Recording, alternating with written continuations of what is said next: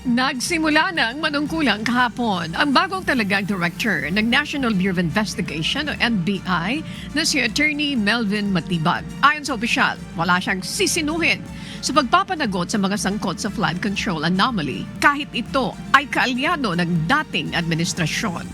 Ayon sa bagong NBI director, magbabase lamang sila sa kung ano ang ilalabas ng ebidensya kahit pa ito ay may mga kaalyado ni dating Pangulong Rodrigo Duterte. Samantala, sa pag-upo niya sa pwesto, kabilang sa ibinilin sa kanya ni Pangulong Ferdinand Marcos Jr. ay ang modernization sa NBI clearance, pagpapalakas ng kanyang puwersa kontra cybercrime, pagtutok sa mga high-profile case at pagbalik ng tiwala ng taong bayan sa gobyerno matapos ang issue ng korupsyon.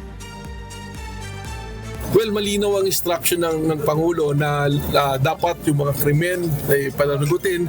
At alam naman natin ang number one na campaign ngayon ng ating presidente is against corruption. Andito ngayon sa NBI na yung mararaming issue. Hanapin natin yan. At sabi niya, kailangan yung interest lagi ng bansa yung ating itusulong at hindi personal na interest.